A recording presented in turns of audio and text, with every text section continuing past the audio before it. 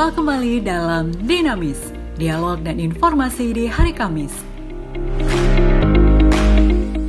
Episode ke-31 ini akan kembali mengajak sahabat pemilih untuk berbincang mengenai geliat partai politik menuju pemilu dan pemilihan serentak tahun 2024, kali ini bersama DPC Partai Persatuan Pembangunan Kabupaten Klaten. Menghadirkan narasumber Wakil Sekretaris DPC Partai Persatuan Pembangunan Kabupaten Klaten, Tondo Handoko SPD.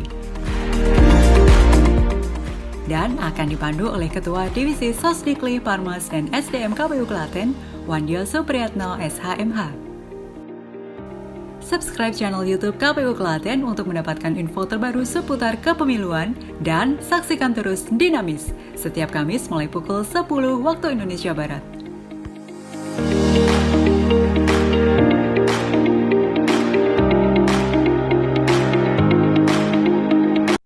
Assalamualaikum warahmatullahi wabarakatuh. Jumpa lagi dengan KPU Kabupaten Klaten dalam acara Dinamis, Dialog dan Informasi di hari Kamis. Pada episode 31 ini kita akan berbincang-bincang dengan Saudara Tondo Handoko SPD, Wakil Sekretaris DPC Partai Persatuan Pembangunan periode 2001-2006. Ya, untuk lebih menggali lebih dalam, kita persilahkan Saudara Handoko untuk menjelaskan kepada masyarakat apa profil dan yang berkaitan dengan Partai Persatuan Pembangunan di Klaten pada saat hari ini. Silakan. Oh ya. Sebelumnya Assalamualaikum warahmatullahi wabarakatuh. Alhamdulillahirrabbilalamin. Asyhadu an la ilaha illallah wa asyhadu anna Muhammadar Rasulullah. Allahumma sholli ala Muhammad wa ala ali Muhammad. Amma ba'du. Pertama-tama marilah kita panjatkan puja dan syukur kepada Allah Subhanahu wa taala yang telah memberi kita nikmat serta hidayahnya sehingga kita berjumpa pada kesempatan pagi hari ini. Tak lupa salawat salam kita tujukan pada junjungan Nabi besar Muhammad sallallahu alaihi wasallam yang kita rindukan syafaat beliau di yaumul akhir. Terima kasih atas waktu yang diberikan kepada kami dari Partai Persatuan Pembangunan. Sini sedikit mungkin nanti kita bisa sampaikan tentang profil-profil atau yang berkenaan dengan Partai Persatuan Pembangunan. Partai Persatuan Pembangunan itu didirikan pada tahun 1973, tepatnya di tanggal 5 Januari. Itu dari peleburan 4 partai. Itu Partai Nahdlatul Ulama, Partai Masyumi, Partai Tarbiyah, dan PSSI ya. Dari perkembangan zaman, P3 dulu juga pernah meraih suara yang signifikan dan juga mengalami kemerosotan juga pernah ya, mungkin di tahun 2019 kita sampai di persentase 4, sekian persen itu. Dan ini kami dari DPC P3 Kabupaten Klaten yang alhamdulillah sekarang diketuai oleh Bapak Legiman SH dan sekretaris kami Muhammad Agus Anwar SIP dan bendahara kami Wahid atau Mas Wahid yang sekarang duduk di anggota DPR di Kabupaten Klaten juga. Untuk visi misi kami pada tahun ini atau mungkin pada setelah musyawarah nasional yang sudah digelar di Makassar, kita tetap berkhidmah pada asas kami, yaitu asas Islam, di mana kami dengan moto merawat persatuan dengan pembangunan. Di bagaimana kita mempersatukan umat ini atau mempersatukan umat Islam dan mempersatukan bangsa ini untuk membangun bangsa yang lebih baik, lebih makmur, lebih sejahtera. Nah, itu Pak, mungkin dari untuk secara singkatnya profil dan visi misi kami di tahun ini. Pada dasarnya atau pada intinya tetap berkhidmah kepada terwujudnya masyarakat yang bertakwa kepada Allah Subhanahu wa taala dan negara Indonesia yang adil, makmur, sejahtera, bermoral, demokratis, tegaknya supremasi hukum serta menjunjung tinggi harkat martabat kemanusiaan dan keadilan sosial berdasarkan nilai-nilai keislaman, tetap berdasarkan pada nilai-nilai keislaman. Ya. Mungkin itu Pak. Ya. Ya, berkaitan dengan visi misi tadi mesti dicapai dengan program-program yang harus dilakukan oleh partai politik, baik di semua tingkatan, terutama di Kabupaten Klaten.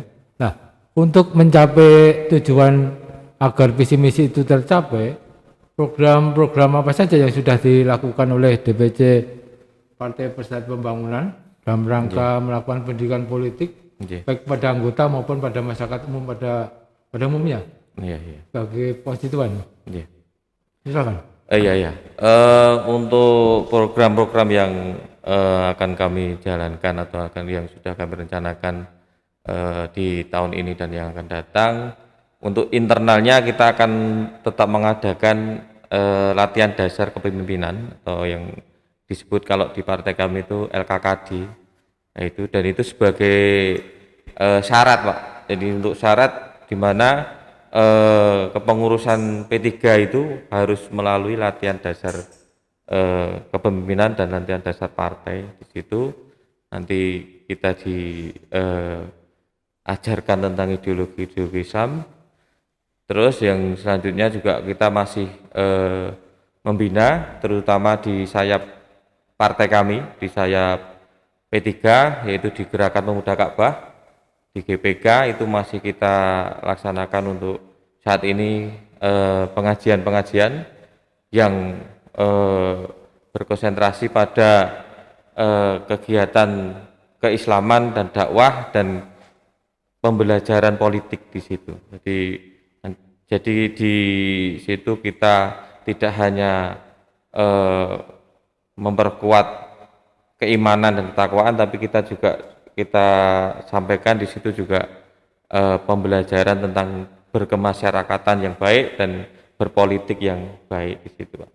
Ada sayap partainya yang di kepemudaan, yaitu di Gerakan Pemuda Ka'bah.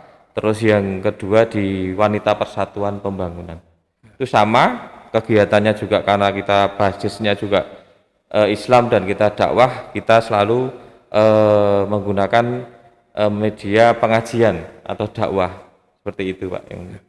Bisa kita tahu apa dan berapa target perolehan suara untuk 2024 bagi P3 di Kabupaten Klaten khususnya dalam rangka sebagai perwakilan masyarakat? Oh iya. Kalau untuk target suara ya, jadi mungkin juga kemarin kita sudah alhamdulillah mendapatkan 2 kursi di Kabupaten Klaten, dan ini mungkin insya Allah nanti target ya Pak, target kita itu 5 kursi untuk 2024, yaitu ya bismillah lah semua nanti bekerja dengan maksimal. Di sini juga sudah pembaruan di dalam lingkungan internal DPC juga, kita pasang orang-orang yang mungkin regenerasi Pak, lebih muda, lebih fresh, dan mungkin bisa bekerja agak mungkin digenjot juga bisa gitu ya. Gitu. Seperti itu mungkin Pak. Ya. Berarti punya target naik 150% dari perolehan bismillah 2019. Nah, artinya iya. Dibutuhkan kesiapan, dibutuhkan program yang jelas dalam rangka menyongsong pemilu 2024. Iya. Nah, sesuai dengan kemarin RDP di Komisi 2, antara penyelenggara dengan pemerintah. Kita pastikan bahwa pemilu 2024 itu akan dilaksanakan tanggal 14 Februari 2024. Sementara pemilihan serentaknya nasional pertama itu di tanggal 27 November 2024. Ini perlu persiapan, perlu program partai yang matang agar berhasil dalam menyongsong pemilu dan pemilihan di 2024. Nah, khusus untuk Partai Persatuan Pembangunan di Kabupaten Klaten, kesiapan seperti apa yang sudah dilakukan agar target tadi terpenuhi dan secara nasional perolehan partai di Kabupaten Klaten tidak mengecewakan bagi DPP gitu. Silakan. Kalau yang sudah kita jalani, karena kita kan baru muscap itu bulan November, bulan November. Kita sudah muscap dan ini sebenarnya baru cara mesin itu baru dipanasi, Pak. Jadi baru dipanasi dan tapi kita juga sudah memikirkan pemetaan di mana kita lumbung suara kita di mana, terus daerah minoritas kita di mana atau daerah yang kering di mana itu ya sudah kita petakan, cuma tinggal kita nanti eksekusinya bagaimana. Jadi mulai di tahun 2022 ini kami dari Partai Persatuan Pembangunan memetakan wilayah-wilayah yang dulunya itu kantong-kantong P3 yang sempat berceceran atau sempat lari kemana-mana itu ya insya Allah karena kami di DPP juga sudah bersatu, Pak, jadi sudah tidak ada dualisme lagi. Alhamdulillah sekarang sudah dipimpin oleh Bapak Menteri itu Soeharto Monoarfa, iya, dan alhamdulillah juga kita punya sekjen yang lumayan hebat, Gus Arwani, yaitu yang sesepuhnya maksudnya orang-orang di Nahdlatul Ulama juga dihormati ya itu. Jadi kalau untuk di Klaten sendiri tetap kita nanti akan bangkitkan lagi, Pak. Jadi kantong-kantong P3 yang mungkin kemarin sempat menggok atau mungkin dulu sempat melarikan diri atau mungkin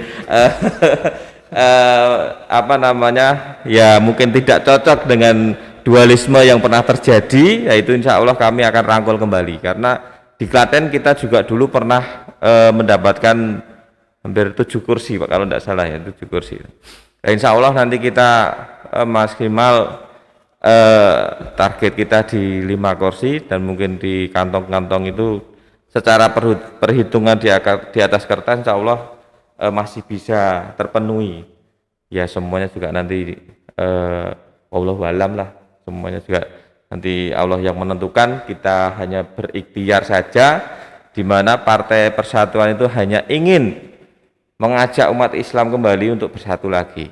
Jadi bersatu di mana kita untuk mewujudkan Indonesia yang religius, bukan Indonesia sebagai negara Islam, karena P3 tidak pernah berniat atau mempunyai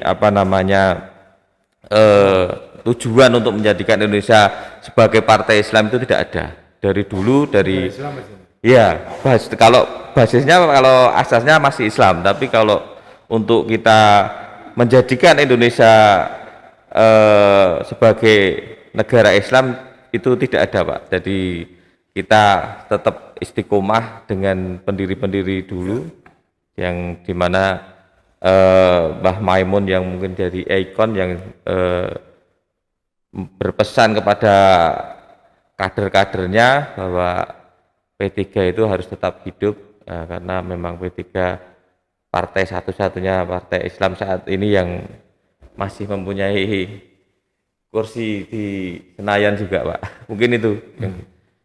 Ya, artinya P3 partai berasas Islam, tapi dipastikan tidak mempunyai tujuan membentuk negara Islam. Iya, betul. Tetap dalam kerangka NKRI gitu. Iya, iya, NKRI iya. harga mati. Iya, iya, Nah, iya. oke. Iya. Jadi masyarakat harus paham itu semua dan apa namanya itu tadi sekelumit pernyataan dari Wakil Sekretaris DPC P3 Kabupaten Klaten dan mudah-mudahan memberikan pengetahuan bagi masyarakat konstituen di Kabupaten Klaten dan sebagai penghargaan KPU, monggo silakan Saudara Mas Chandra Handoko untuk closing statement di acara podcast hari ini. Apa yang ingin disampaikan kepada masyarakat agar P3 bisa diterima di Klaten? Oke. Terima kasih. Pada intinya kami dari Partai Persatuan Pembangunan mempunyai moto di saat ini merawat persatuan dengan pembangunan. Kami sebagai partai Islam akan tetap bersatu dengan umat Islam yang lain dan bersatu menjadi Indonesia yang Pancasilais, seperti itu. Terima kasih. Oh ya, demikian podcast episode 31 KPU Kabupaten Klaten di 2022 hari ini. Semoga bermanfaat. Aku Kalam, wassalamualaikum warahmatullahi wabarakatuh. Waalaikumsalam.